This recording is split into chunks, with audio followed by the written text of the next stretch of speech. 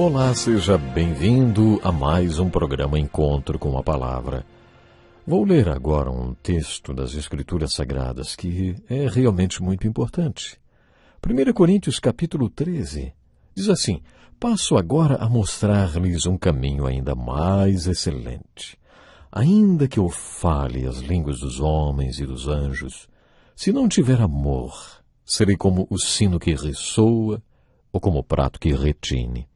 Ainda que eu tenha o dom de profecia e saiba todos os mistérios e todo o conhecimento e tenha uma fé capaz de mover montanhas, se não tiver amor, nada serei.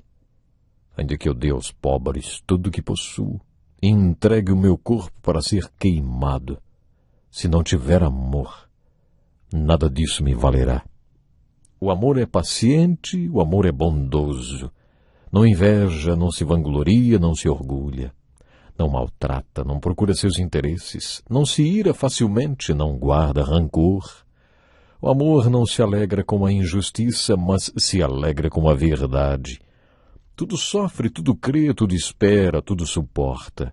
O amor nunca perece, mas as profecias desaparecerão, as línguas cessarão, o conhecimento passará. Pois em parte conhecemos e em parte profetizamos. Quando, porém, vier o que é perfeito, o que é imperfeito desaparecerá. Quando eu era menino, falava como menino, pensava como menino e raciocinava como menino. Quando me tornei homem, deixei para trás as coisas de menino. Agora, pois, vemos apenas um reflexo obscuro, como em espelho. Mas então veremos face a face. Agora conheço em parte. Então conhecerei plenamente da mesma forma como sou plenamente conhecido. Assim permanecem agora esses três: a fé, a esperança e o amor. O maior deles, porém, é o amor. Este é o capítulo 13 da primeira carta de Paulo aos Coríntios. Na minha opinião, o capítulo mais importante dela. Lemos o último versículo do capítulo 12, o capítulo 13 inteiro, e o primeiro versículo do capítulo 14. Isso porque nunca podemos esquecer o contexto no qual o capítulo do amor está inserido. Devemos nos lembrar que o amor não é o assunto principal do capítulo do amor. Ele é secundário. O assunto principal deste capítulo são os dons espirituais. Este capítulo está inserido na questão dos dons espirituais, assunto do capítulo 12, o qual Paulo encerra dizendo assim: busquem com dedicação os melhores dons. E depois ainda diz: passo agora a mostrar-lhes um caminho ainda mais excelente. Assim, Paulo inicia o grande capítulo do amor, e depois de escrever sobre esse dom, ele conclui o assunto no primeiro versículo do capítulo 14, dizendo: sigam o caminho do amor e busquem com dedicação os dons espirituais. Você já sabe que a Bíblia não foi escrita dividida em capítulos e versículos, eles foram acrescentados muitos anos depois. Por isso, ao fazer a leitura da Bíblia, não permita que essa divisão de capítulos, versículos, impeça que você enxergue a continuidade do pensamento geral do autor. Busquem com dedicação os melhores dons. No início deste grande capítulo, Paulo escreveu que devemos buscar intensamente os melhores dons espirituais. E no final do capítulo, Paulo nos mandou desejar os dons espirituais. Busquem com dedicação os dons espirituais. O assunto principal do capítulo do amor, como conhecemos, o capítulo 13 de 1 Coríntios, são os dons espirituais. A questão do amor apareceu como um pano de fundo, como dissemos no último estudo, para entendermos melhor os dons espirituais. Na minha opinião, como já dissemos, neste capítulo do amor, Paulo se propõe a mostrar a importante obra do Espírito Santo em nós. O capítulo 12 mostra o que deve acontecer quando o Espírito Santo se manifesta sobre um membro da igreja ou sobre toda a igreja como um todo. No capítulo 13, Paulo trata da evidência da grande obra do Espírito Santo em nós. Em Gálatas 5, Paulo se referiu ao fruto do Espírito para falar que a obra do Espírito em nós é o amor. Paulo sempre dizia isso. A prova de que o Espírito Santo está fazendo sua obra em nós é o fruto do Espírito, o amor. Vamos enfocar agora o capítulo 13. Já ouvi dizer que esse capítulo é como uma sinfonia em 3 movimentos. O primeiro movimento acontece nos 3 primeiros versículos, nos quais encontramos uma comparação do amor. Nesses 3 primeiros versículos, o apóstolo Paulo compara o amor com coisas extremamente importantes para os crentes de Corinto de formação grega. Eles valorizavam a oratória, o ser eloquente. Por isso Paulo começa dizendo: ainda que eu fale as línguas dos homens e dos anjos, se não tiver amor, serei como o sino que ressoa, ou como um prato que retine. Não existe nada de eloquente no ressoar de um sino. Outra coisa que os coríntios valorizavam muito era o dom de línguas. E por isso Paulo diz: se eu falar a língua dos anjos, mas não tiver amor, serei apenas um ruído vazio. Nesses 3 primeiros versículos, Paulo compara o amor aos valores dos crentes de Corinto, argumentando que nada pode ser tão importante quanto o amor. Nada que você faça, mesmo que você entregue seu corpo para ser queimado como mártir, ele diz, mesmo que dê todo o seu dinheiro aos pobres, mas se não tiver amor, de nada adianta. É o apóstolo que argumenta isso. Paulo fez uma boa comparação, você não acha? Esta comparação que Paulo fez é o primeiro movimento da Sinfonia do Amor.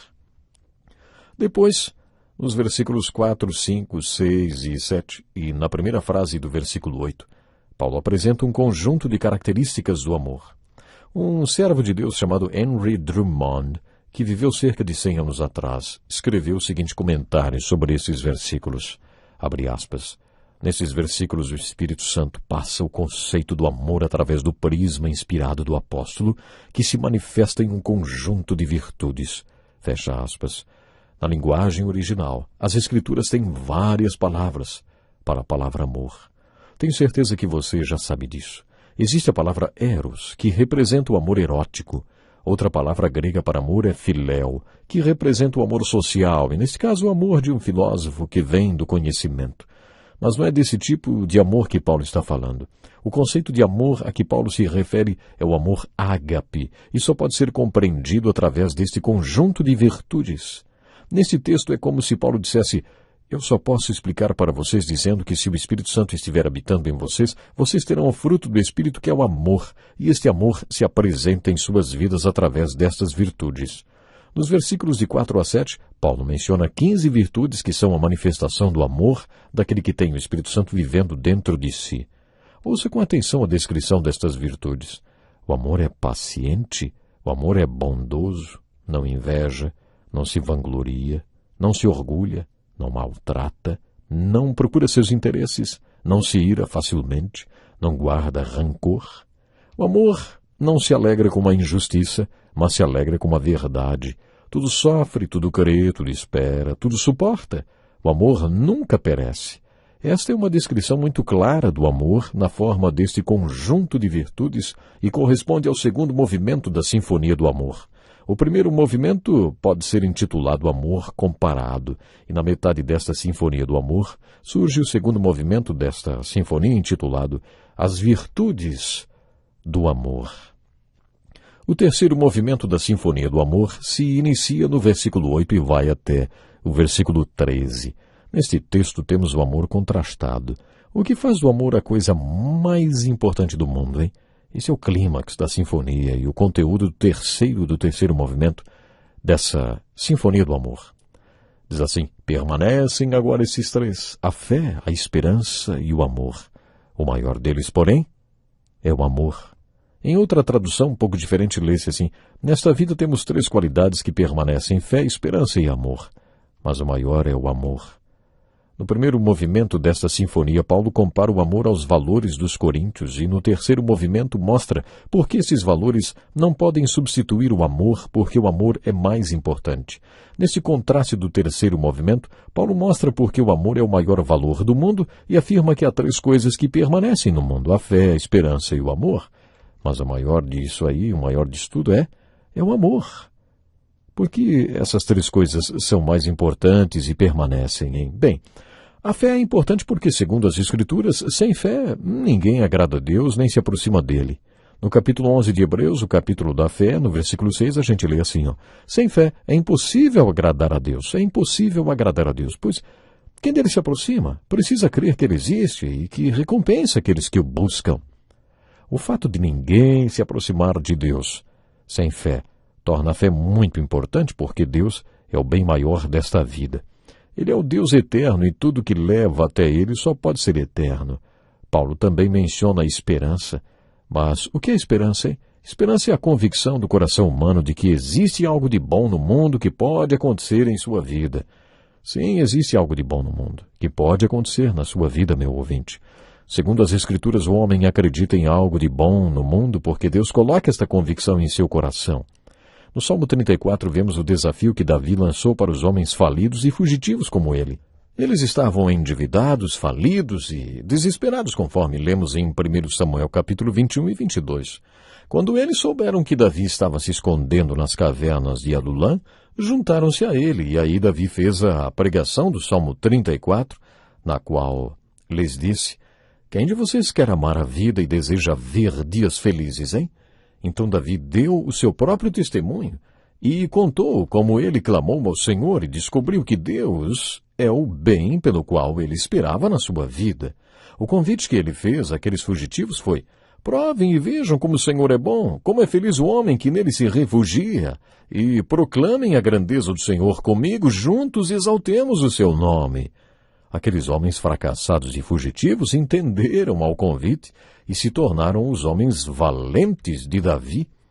Esta foi a razão por que o apóstolo Paulo disse no final do capítulo do amor que as 3 coisas mais importantes do mundo são a esperança, a fé e o amor. A esperança é importante porque nos leva à fé. Conforme o capítulo 11 de Hebreus, a fé é a certeza daquilo que esperamos e a prova das coisas que não vemos. Em outras palavras, a fé dá consistência à nossa esperança. Mas ao invés de apenas ter esperança nas coisas boas da vida, podemos ter fé nelas. A esperança é importante porque nos leva à fé, e a fé nos leva a Deus. Mas Paulo estava dizendo neste capítulo que o amor é mais importante do que a esperança e a fé. E sabe por quê? O amor não nos leva para perto de Deus. Este amor ágape é o próprio Deus.